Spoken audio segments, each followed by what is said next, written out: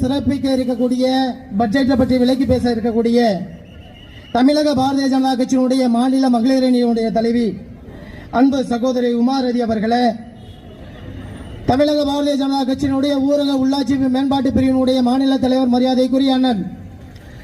சோழன் பழனிசாமி அவர்கள் எக்ஸ்எம்எல்ஏ அவர்களே, இந்த கூட்டத்திற்கு முன்னிலை பொறுப்பை வைத்துக் கொள்ளக்கூடிய இந்த நகரனுடைய தலைவர் ஆற்றல்மிகு தம்பி சிங்கம் அவர்களே, இந்த கூட்டத்திலே பங்கெடுத்து தன்னுடைய